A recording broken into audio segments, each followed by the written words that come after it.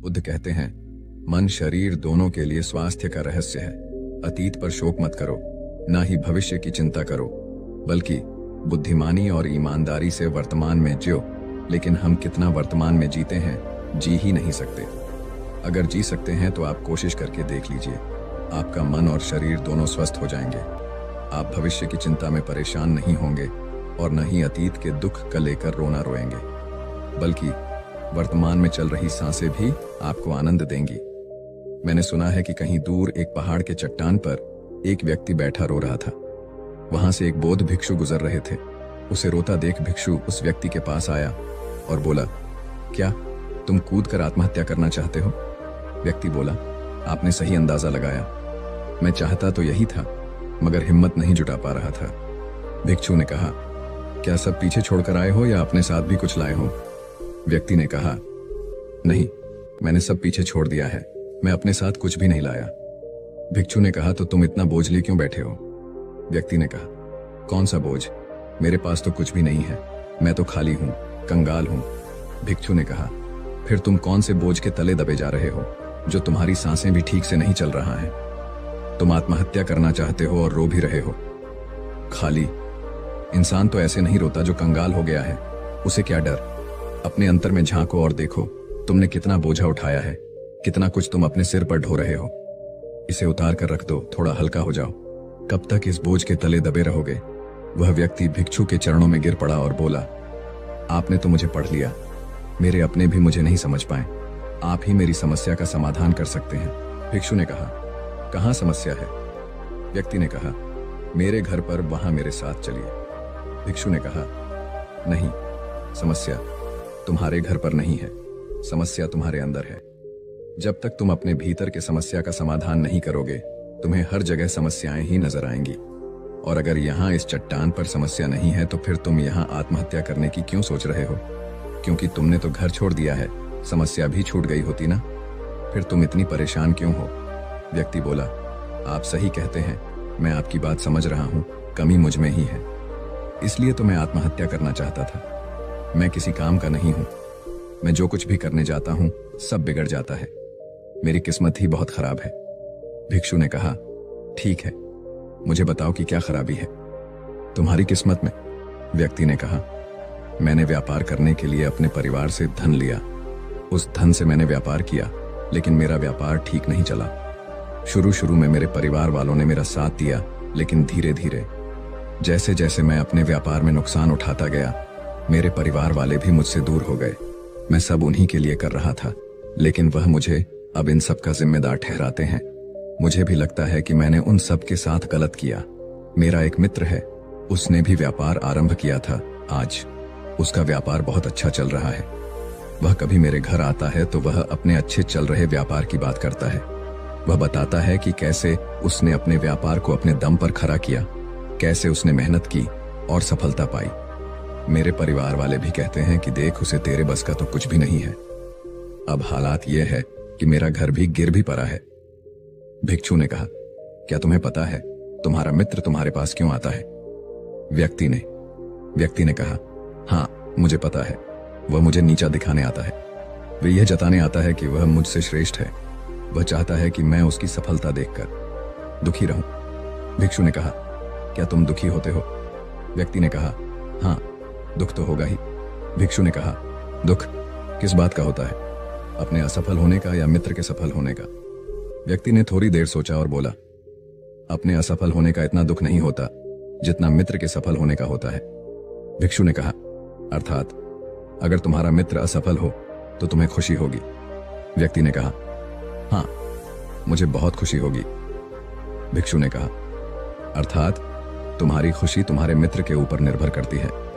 तुम्हारा मित्र चाहे तो तुम्हें खुश कर सकता है या चाहे तो दुखी कर सकता है। तुम स्वयं से तो न खुश हो सकते हो और न ही दुखी हो सकते हो। तुम अपने मित्र के गुलाम हो गए हो। तुम्हारी समस्या का कोई समाधान नहीं है, क्योंकि तुम्हारी खुशियां और तुम्हारे दुख दूसरों के व्यवहार से आते हैं, तुम्हारे स्वयं के कर्म से तो कुछ नहीं आ रहा। व्यक्ति बोला, ऐसा न कहे, मुझे आपसे बहुत आशा है। भिक्षु ने कहा, जब हम दूसरों से आशा बांध लेते हैं तब हम दूसरों पर निर्भर हो जाते हैं।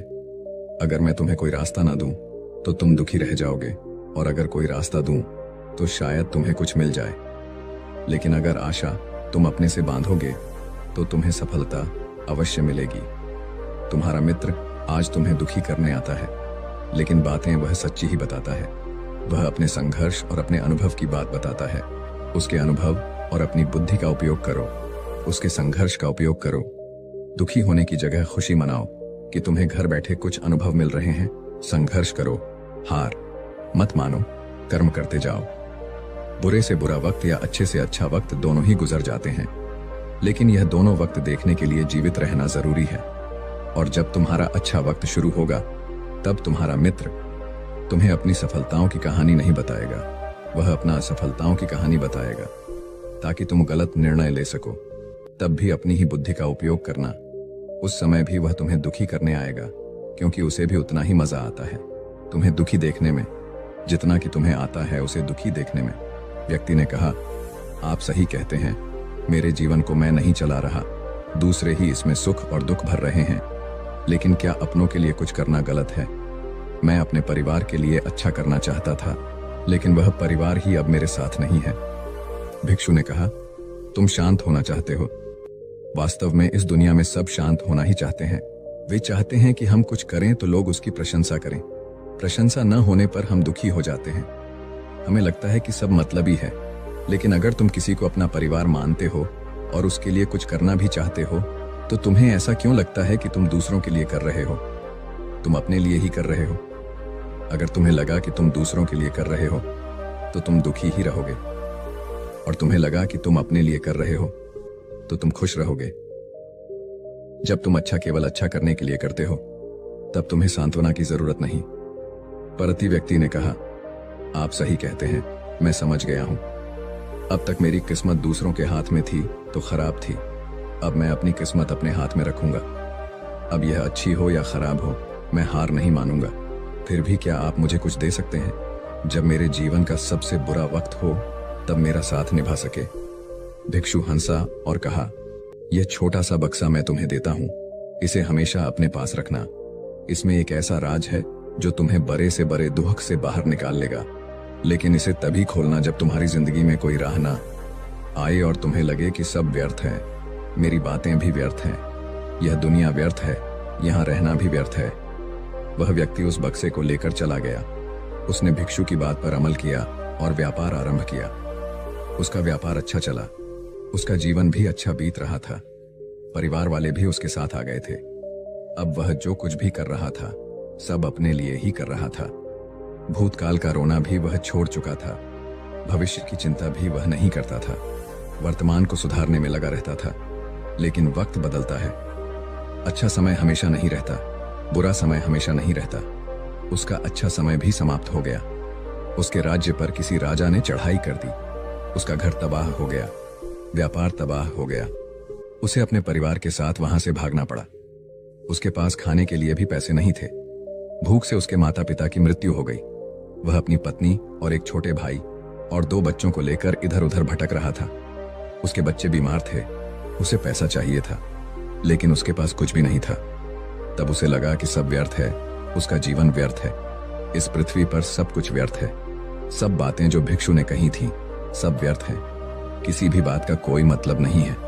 अंततः जीवन समाप्त ही होता है, तो फिर जीवित रहकर क्या फायदा? जब वह यह सब सोच रहा था तब उसकी नजर उस छोटे बक्से पर पड़ी जो उसे भिक्षु ने दिया था। उसने उसे खोला। उसमें एक पर्ची थी जिस पर कुछ लिखा था। उसने उसे पढ़ा और जोर से हंसा।